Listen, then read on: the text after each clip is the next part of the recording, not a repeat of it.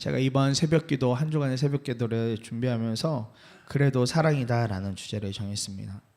요나서가 가진 핵심의 메시지가 물론 한 장 한 장이 다 하나님이 보여주신 일들이지만 특별히 오늘 이 4장에 많이 나온다 그렇게 붙들어졌습니다. 이 스토리는요 사실 요나가 주인공인 것 같고 또 니느웨가 주인공인 것 같지만 사실 그 모든 것들을 이끌어 가시는 하나님의 이야기입니다. 하나님께서 이끌고 가시는 이야기. 핵심은요 약한 자, 못난 자, 또 쓰임받지 못할 사람도 쓰시는 하나님께서 이끌어 가시는 이야기입니다. 저도 처음엔 계속 요나에게만 집중하고 니느웨에게만 집중하고 있었는데 읽어가고 또 목사님과 계속해서 설교에 대해서 대화하면서 깨달아졌던 부분들, 제가 놓치고 있었던 부분이 무엇이었는가 다시 묵상할 때 이건 전적으로 하나님이 그냥 하시겠다는 이야기, 하나님이 우리 인생 가운데서도 함께 하실 수 있는 이야기, 이끌어 가실 수 있는 이야기, 거기에 핵심이 있다 그렇게 믿어졌습니다. 하나님께서요 고집센 요나를 사용하셔서 결국은 이제 니느웨가 회개했어요. 회개하고 돌아섰습니다. 더불어 이 니느웨를 또 예수님이 나중에 니느웨를 언급하시기까지 하시더라고요. 특별히 회개의 기준으로 쓰시더라고요. 마태복음 12장 41절에 예수님이 말씀하시기를 심판때에 니느웨 사람들이 이 세대와 함께 일어나서 이 세대를 정죄할 것이다. 니느웨 사람들은 요나의 선포를 듣고 회개하였기 때문이다 라고 예수님마저도 언급할 수 있는 땅으로 그 니느웨를 사용하셨더라고요. 그러니까 하나님이 요나도 사용하신 거고 하나님이 니느웨도 사용하신 것이죠. 하나님이 전적으로 이끌고 가는 이야기이셨습니다. 하나님이 사용하시기로 작정하면 사용되어지는 것입니다. 저는 이런 요지에서 이렇게까지 움직이셔서 하나님께로 모든 이들이 돌아오길 원하는 하나님의 그 사랑에 집중을 하게 되었습니다. 이 새벽의 말씀을 통해서 다시 한 번 더 우리 안에 부어지는 하나님의 사랑이 완전히 붙들어지는 시간 되기를 소망합니다. 그래서 첫 번째로 기도하고 싶은 것은요 눈앞에 박넝쿨이 아니라 그것을 만드시는 하나님을 주목하고 바로 보게 하소서입니다. 6절에 보면 주 하나님이 박넝쿨을 마련하셨다. 주님께서는 그것이 자라올라 요나의 머리 위에 그늘이 지게 하여 그를 편안하게 해주셨다. 박넝쿨 때문에 요나는 기분이 무척 좋았다. 박넝쿨도 하나님이 주신 것이죠. 하나님이 요나에게 주신 것입니다. 니느웨를 살리신 주님을 향하여서 요나가 엄청 화를 냅니다. 진짜 이게 선지자가 맞을까? 이 사람이 선지자가 맞을까 싶을 정도로 엄청나게 화냅니다. 내 이럴 줄 알았다면서. 그리고 차라리 막 죽여달라고 막 하나님한테 분노합니다. 그에 대해서 하나님의 반응은 그냥 보시더니 야 네가 화내는 게 맞는 거냐? 지금 네가 나한테 화내는 게 맞는 상황인 거야? 이렇게 책망하십니다. 죽여달라는 말에 어쩌면 하나님이 옳다고 나하고 그럼 너 이제 죽어라 그러면 이러실 수도 있음에도 불구하고 하나님 그렇게 대하지 않으시더라고요. 야 지금 네가 화내는 게 맞는 거야? 지금 네가 나한테 이렇게 얘기해도 되는 거야? 그렇게 반응하십니다. 결국 하나님은 대화를 나누고 싶다는 의지를 이렇게 보여주세요. 그리고 요나가 멀리 떨어져서 과연 진짜로 하나님이 저 니네 그냥 두실까? 아닐 것 같은데 그거 볼셈으로 초막 찍고 앉아있죠. 그런 상황 가운데 하나님께서 그 요나의 초막을 박넝쿨로 완전히 덮어주시는 겁니다. 중동 사막의 기후 얼마나 덥겠습니까? 거기에 겨우 초막 하나 지었는데 아마 그 더위가 만만치 않았을 것입니다. 하나님이 그 위에다가 박넝쿨로 그늘을 아주 제대로 만들어 주시는 거예요. 그 요나가 어떻게 표현합니까? 기분이 무척 좋았다. 시원하니까 기분이 무척 좋았다. 눈앞에 갑자기 없던 게 뿅 하고 나타나니까 그냥 좋아졌다. 그냥 그 박넝쿨에게 감사를 표현합니다. 그걸 허락하신 하나님이 아니라 박넝쿨 때문에 기분이 좋았다 이야기합니다. 한 번은 청년 2명이 공교롭게도 같은 시에서 운영하는 회사의 시험을 보게 되었습니다.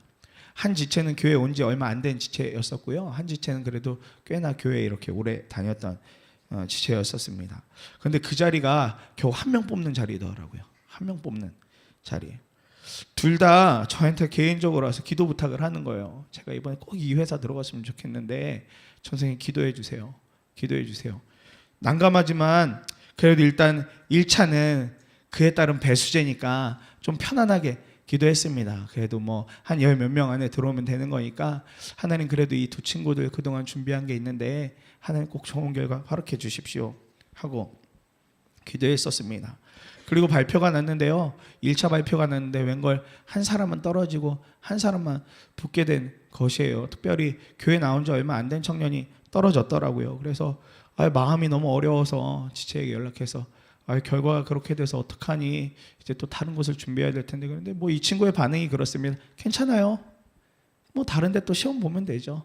하나님이 뭐 또 다른 데 길을 내어 주시겠죠. 이렇게 반응하는 것입니다. 그것도 합격한 지체에게 전화해서 이제 2차 또 다음 거 잘 준비했으면 좋겠다. 그때 당시 저를 비롯해서 함께하는 여러 지체들이 계속해서 중보하고 있었거든요. 근데 그 친구도 2차에선 되지 않았어요. 그냥 그렇게 떨어져서 너무나 안타까웠었습니다. 심지어 이 친구는 그 들어가려고 하는 그 기업에서 계약직으로 일을 하고 있었던 친구거든요. 그래서 그곳의 상황을 너무나 잘 알고 있었는데 그게 잘 되지가 않았습니다. 너무 안타까워서 위로하고 했는데 어느 순간부터 이 친구가 교회에 나오지 않는 거예요. 교회 얼굴을 비치지 않는 것입니다. 상황을 보니까요. 그리고 신방 나중에 전화해서 보니까 계약직에서 정규직으로 자연스럽게 전환이 되어졌다는 거예요. 예, 감사한 일이죠. 너무 감사한 일이에요. 이제 시험 떨어져서 엄청 낙심했었거든요. 그런데 감사하게도 계약직에 있던 사람들의 정규직으로 갑자기 이렇게 좀 전환해주는 길이 열려서 그곳에 더 안전하게 또 안심하면서 다닐 수 있어졌다고 그렇게 하는 겁니다. 그런데 교회를 안 나와요. 그래서 교회 좀 이제 나와야지, 하나님이 그렇게 특별한 일을 행해 주셨는데 나와야지 그랬는데 이 청년이 그때마다 너무 바빠요. 뭐 계속해서 주말까지 뭐 근무가 있고 또 주일에도 뭐 도저히 시간이 안 돼요. 이런 식으로 표현을 하더라고요. 근데 나중에 알고 보니까 그 지체가 그렇게 하고 다른 교회로 임명을 해 갔더라고요. 속에서 막 불이 끓어오르는 거예요. 저도 함께 기도했던 친구들도 이 친구에 정말 간절히 기도했거든요. 왜냐면 이 친구가 정말 그곳에 너무 들어가고 싶어 했던 친구라서. 그런데 그렇게 떠났다는 소식에 저도 막 함께 기도했던 지체들도 너무 화가 났었습니다. 그러면서 막 이런 생각까지 들더라고요. 괜히 기도했나? 괜히 붙으라고 잘 되라고 기도했나? 하나님이 이 지체에게 박노콜과 같은 역사를 보여주셨는데 그것이 정말 함께하는 사람들의 기도로 이루어지는데 정규직이 전환되고 교회 발을 끊고 뭐 다른 데 가서 신앙생활 하겠다 이렇게 이야기하는 것 보니까 기분이 묘했습니다. 그냥 본인의 앞날이 안정되게 잘 된 것에만, 그것에만 초점이 맞춰져 있더라고요. 함께 했던 믿음, 함께 기도로 동역했던 사람들은 별로 안중에 없는 것 같아 보였습니다. 사실 우리의 삶도 그렇죠. 우리 정말 박넝쿨을 원하지 않습니까? 오늘에 정말 필요한, 당장 너무나 필요한 박넝쿨들이 많이 있으시잖아요.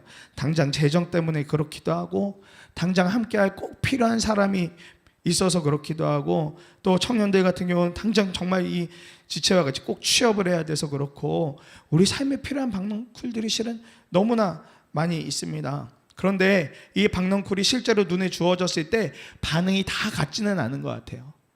하나님이 정말 은혜로 이것들을 채워주시고 보여주셔도 그에 대한 반응이 다 같지는 않은 것 같습니다. 어떤 사람은 이것이 하나님께로부터 온 것임을 알고 너무 감사하고 감격하고, 하나님 정말 더 사랑해요, 더 감사해요, 제가 하나님을 위해서 무엇을 할 수 있을까요? 라고 반응하는 반면에 어떤 사람은 눈앞에 들어온 박넝쿨에만 집중하는 사람이 있는 것입니다. 하나님이 주신 거 아니라 그냥 내가 열심히 노력했으니까, 기도도 내가 열심히 했으니까 주어진 거지라고 그렇게 넘겨버리는 사람도 있는 것입니다. 사실 우리가 다 은혜로 오늘까지 사는 자들이죠. 하나님의 은혜 없이 오늘 이 자리에 서 있는 분, 앉아 계신 분 아무도 없을 것입니다. 하나님께서 그 주 예수 그리스도 사용하셔서 십자가의 사랑으로 말미암아 우리에게 구원이라는 너무 큰 감격과 은혜를 주셨죠. 그로 인해 생명을 얻은 사람이 저와 여러분들이시죠. 그런데 우리는 내 눈앞에 박넝쿨만 생각하고 있는 거예요. 요나와 같이. 사실 뒤에 스토리가 어떻게 됩니까? 하나님이 벌레를 예비하시고 동풍을 예비하셨어요. 벌레가 그 박넝쿨을 갉아먹고, 그러고 나서 그 박넝쿨이 시들어 죽게 되고, 그러고 나서 동풍 때문에 뜨거운 바람 불어오니까 그 다음에 요나가 엄청 또 짜증내고 화내거든요. 우리는 눈앞에 있는 박넝쿨에만 집중하니까 그거 사라지면 화내고 짜증내고 하나님 계신 거 맞나? 이렇게 막 표현하는 실수를 범할 때가 너무나 많이 있습니다. 사실 그것이 우리가 가진 연약함이기도 하죠. 사랑하는 성도님들에게 오늘 당장 필요한 박넝쿨들이 있으실 거예요. 반드시 채워져야만 되는 간절한 부분들이 있으실 겁니다. 그렇다면 우리가 오늘 이렇게 기도했으면 좋겠습니다. 주님, 제가 목표한 어떤 것을 받기 이전에 먼저 주님을 신뢰하게 해 주십시오. 오늘 눈앞에 채워지는 박넝쿨 하나에, 눈에 보이는 박넝쿨 하나에 우리의 중심이 있지 아니하고 그것을 공급하실 하나님, 그것을 우리에게 부어주실 하나님, 그 하나님을 바라보는 믿음의 눈이 열려지게 하여 주시옵소서. 그렇게 우리가 첫 번째로 기도하면 좋겠습니다. 두 번째로 기도하고 싶은 것은 하나님의 마음으로 보는 사랑의 눈이 띄어지게 하소서입니다. 10절과 11절에 주님께서 말씀하셨다. 내가 수고다 하지 아니하고 내가 키운 것도 아니며 그저 하룻밤 사이에 자라났다가 하룻밤 사이에 죽어버린 이 식물을 내가 그처럼 아껴하는데 하물며 좌우를 가릴 줄 모르는 사람들이 12만 명 정도 더 되고 짐승들도 수없이 많은 이 큰 성읍 니느웨를 어찌 내가 아끼지 않겠느냐? 어찌 내가 아끼지 않겠느냐? 하나님께서 다시 한 번 더 일하십니다. 벌레 또 동풍 이용해서 박넝쿨 없애고 뜨거운 바람 일으켰어요. 그러니까 이전보다 더 극렬하게 반응합니다. 요나가. 이럴 거면 차라리 날 죽여달라고요. 죽여달라고. 나 살리지 말고 죽여달라고. 뭐 죽으려고 했다면 본인이 죽으면 될 것이지 계속해서 하나님 보러 나 죽여보라고, 나 죽여보라고 마치 하나님 시험하듯이 그렇게 막 핏대를 세워가며 화를 냅니다. 그런데요, 하나님이 이번에도 그것에 대해서 진짜 죽이지 않고 또 이야기하세요. 마치 설득하시는 것 같아요. 야, 요나야, 너 화 좀 그만 내. 화 좀 그만 내고 내 얘기를 좀 들어봐. 내 얘기를 좀 들어봐. 네가 고작 하루 사이에 생겼다가 죽어버리는 식물에 대해서 네가 잠깐 편안함을 누렸던 그것에 대해서는 이렇게 길길이 날뛰면서 앞뒤 좌우를 모르는 12만 명에 대해서 죽든지 살든지 전혀 관심 없는 거, 너 그게 더 문제이지 않을까? 어찌 너 그렇게 반응하니? 한낱 식물에 대해서는 길길이 날뛰면서 왜 귀한 사람의 생명에 대해서는 그렇게 마음이 상해 있고 그렇게 어려워하는 것이니? 이러면서 말씀하십니다. 그런데 거기서 이야기가 그러고 끝나요. 내가 어찌 아끼지 않을 수가 있겠니 하면서 요나서는 끝입니다. 이 정도 왔으면 실상 뭔가 시원한 마무리가 있어야 되잖아요. 하나님과 요나가 화해했더라. 요나가 하나님께 순종했더라. 요나가 이제 하나님께만 100% 순종 엎드려서 살기로 했더라. 그런 이야기 나오지 않습니다. 하나님이 마지막에 사실 요나와 저에게 던지는 질문과도 같은 이야기를 하죠. 어찌 내가 다 아끼지 않을 수가 있겠느냐. 요나는 자기에게 좋다고 여겨지는 것에 완전히 매여 버렸습니다. 그것이 없어지니까요, 그 작은 것 때문에 엄청나게 분노한 것입니다. 그런데 사람 12만 명, 좌우를 모르는 12만 명이라 이야기했는데 성경에선, 주석에서는 이걸 두 가지 관점으로 봅니다. 정말 좀 생각할 수 없는 아주 어린 아이들, 뭐 2-3살 정도의 어린 아이들이 그만큼 있었다라고 보기도 하고, 또 영적인 눈이 어두운 사람들이 그만큼 됐었다. 그게 전체 니느웨의 인구일 것이다. 그렇게 두 가지 정도로 크게 해석을 합니다. 어쨌든 이 15만 명이 넘는 사람들이 죽는 일에 대해서는 나는 모르네, 이런 식의 자세를 취하고 있습니다. 사실 요나의 마음과 기준에서는요, 이곳이 적대국이죠. 그리고 핍박을 가해온 니느웨, 멸망하는 것 맞다라고 여겼을 것입니다. 그리고 매우 합당한 일이었을 것입니다. 범죄에도 그렇게 범죄할 수 없는 나라가 바로 이 아수르 니느웨였거든요. 하나님이 멸망시켜도 할 말이 없는 나라였습니다. 그러나 하나님은 니느웨조차도 포기할 수 없었습니다. 회개하고 돌아오기를 간절히 바라셨던 것이죠. 니느웨마저도 사랑하는 것이 하나님 아버지의 마음이라 그렇게 붙들어졌습니다. 하나님의 마음을 아는 것과 모르는 것은 그래서 실로 큰 차이가 있다고 붙들어졌습니다. 지난 설 연휴 기간에 저쪽 아이국에서 사역하시는 선교사님으로부터 이제 명절 겸해서 또 기도 편지가 이렇게 왔습니다. 잠시 내용을 소개해 드리겠습니다. 반복되는 1년짜리 비자로 인해 매 새해가 시작될 때마다 올해가 마지막일 수도 있다는 마음을 갖게 됩니다. 올해가 이곳에서 마지막이라면 무엇을 해야만 할까? 작년 연초에는 그 마지막일 수도 있다는 마음으로 인해 내 속에 보물을 나눠야겠다는 마음이 들어서 성경 통독 훈련을 시작하였는데 감사하게도 아직까지 진행되고 있습니다. 작년과 마찬가지로 올해도 동일하게 1년짜리 비자로 인해 이곳 현장에서 삶은 시한부와 같이 되었습니다. 이 마지막이라면이라는 질문 앞에 그동안 진행되어 온 사업도 새로워 보이고 사역도 더 애틋해 보입니다. 올해가 이곳에서 마지막이 된다면 비록 큰 재정은 아니지만 그동안 사업을 통해 모아진 재정을 어떤 방법으로 이 아이국에 환원할 수 있을까 고민하게 되었습니다. 그러던 차에 이번에 학교, 교회에 기부 들어온 땅에 자그마하게 됐지만 학교와 교회 건축이 진행된다면 그곳에 기부해야겠다는 마음이 듭니다. 올해가 이곳에서 마지막이 된다면 비록 오랜 시간은 아니지만 그동안 격려해 오던 다음 세대의 아이들을 위해 전심을 담은 기도와 후원으로 격려해 주어야겠다는 마음이 듭니다. 올해가 이곳에서 마지막이 된다면 비록 아주 대단하지는 않겠지만 더 과감하게 현지 이웃들을 만나 복음을 나누고 가진 것을 더 나눠야겠다는 마음이 듭니다. 실은 이것보다 더 길게 이렇게 편지가 왔는데 여기까지만 읽어드립니다. 이 편지 받고 기도하는데 진짜 이 선교사님의 마음이 너무나 귀하다라는 생각이 들었습니다. 늘상 해마다 겪는 일이거든요. 비자 안 주려고 엄청나게 버티고 또 선교사들 계속해서 핍박하고 몰아내려고 해서 실은 그 지역에 이제 선교사님 한 3-4분 정도밖에 남지 않은, 그래서 언제 이 선교사님이 또 마지막이 될지 모르는 그런 상황입니다. 그런 나라가 불편할 법도 한데 하나님이 맡겨주신 사람들을 어떻게 섬길까 고민하는 그 선교사님의 마음이 느껴졌습니다. 여전히 우상이 그 나라 전체를 지배하고 있고 사람의 눈으로 보면 소망 없는 땅인데 선교사님은 다르게 보고 계시더라고요. 하나님의 마음을 가지고 보니까요, 이 소망 없는 땅에도 하나님의 꽃이 피었으면 좋겠다. 이 아무것도 의미 없어 보이는 이 땅 가운데 진짜 하나님의 은혜가 흘러갔으면 좋겠다는 마음이 간절하신 것입니다. 그래서 일전에도 비자 때문에 나오셨길래 선교사님 나오신 김에 좀 쉬시고 잘 회복하시고 그렇게 들어가시면 좋겠어요. 그런데 이 선교사님 단칼에 그렇게 이야기하시더라고요. 나 여기 기다리는 사람들이 많이 있어서 비자만 떨어지면 바로 들어갈 거야. 나 그 다음 날이라도 비행기만 있으면 바로 들어가고 싶어. 정말 그러더니 비자 나오시자마자 거의 그 다음 날인가 들어가 버리시더라고요. 사랑하는 성도님들, 하나님의 마음을 품고 살면요, 이렇게 내가 살아가는 삶이, 내 주변이 달라 보이게 됩니다. 당장에 내 일에만 집중되었던 시선이 달라지게 되어지는 것이죠. 내 기준과 내 생각으로만 판단했던 것이 달라지게 되는 것입니다. 하나님을 마음에 품으면 주변 사람들이 달라 보이게 될 것입니다. 사랑하는 가족들의 연약함이 보여도 분노가 아니라 사랑으로 대하게 될 것이고, 나를 힘들고 곤란하게 만드는 직장 동료를 보아도 웃어넘길 수 있는 여유가 생기게 됩니다.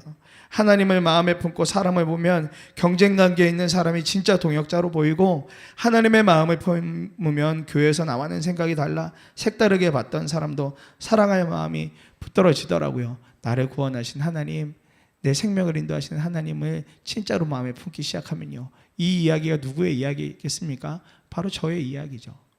저의 이야기입니다. 제가 가진 연약함은 그대로지만 하나님의 마음으로 보니 달라지는 것들을 여러 차례 경험하게 되었습니다. 결론의 말씀입니다. 요나서를 통해 하나님의 하나님 되심을 분명하게 보여주신다 싶습니다. 연약하고 악독하고 교만한 자도 들어서 사용하신 분이 하나님이십니다. 하나님이 우리와 같은 죄인이 필요하지 않으셨다면 사실 저 예수님의 십자가 사건도 필요하지 않으셨겠죠. 우리와 같이 연약함이 있는 사람들, 그냥 하나님이 이제 더 보기 싫다 그랬으면 예전에 노아의 시대처럼 그냥 홍수를 일으켜서 그냥 한 번에 다 없애버렸을지도 모르십니다. 그러나 우리를 사랑하셔서 구원해 주셨고, 오늘도 각자의 자리에서 우리의 부족함이나 연약한 성격이나 이런 것들에 상관없이 주님이 여러 모양으로 사용해 주고 계세요. 가정에서도 힘을 내어 살아가자. 직장에서도 힘을 내어 살아가자. 학교에서도, 교회에서도, 사회에서도 박넝쿨 같은 은혜가 네 안에 많이 주어졌으니 힘을 내어 살아가자. 내가 힘이 되어줄게, 도움이 되어줄게, 이러면서 우리를 사용해 주고 계십니다. 하나님이 이렇게까지 우리 사랑하시는데 우리도 그에 맞게 순종함으로 사는 기쁨이 있기를 소망합니다. 우리가 부족하고 모자라고 연약해도 그래도 하나님은 사랑이세요. 우리의 모습과 상관없이 하나님은 여전히 우리에게 관심 많으시고 우리를 끝까지 사랑하시는 분이시라는 것 성도님들이 기억하시고 하나님이 하시는 일에 우리도 동참하여 쓰임받기를 간절히 소망합니다. 두 번에 나누어 우리 이 시간 함께 기도하겠습니다. 첫 번째로 기도할 때 6절의 말씀 붙들고 기도하겠습니다. 주 하나님이 박넝쿨을 마련하셨다. 주님께서는 그것이 잘 어울라 요나의 머리 위에 그늘이 지게 하셔서 그를 편안하게 해주셨다 말씀하십니다. 사랑하는 성도님들, 오늘도 당장에 필요한 박넝쿨들이 있으실 것입니다. 그러나 그 전에 우리가 믿음으로 드려야 할 기도 제목이 있습니다. 당장 생겨지기 원하는 박넝쿨에 우리의 중심이 있지 않게 하시고 우리가 주님을 주목하는 기도를 먼저 하게 하옵소서. 그리하여 하나님을 주목하고 바로 보는 믿음이 우리의 마음 가운데 일어나게 하여 주시고 하나님의 바로 보는 믿음의 눈을 주님께서 허락하여 주시옵소서. 이 기도 가운데 하나님의 넘치는 은혜를 누리게 하여 주시옵소서. 우리 함께 기도하겠습니다. 살아계신 아버지 하나님,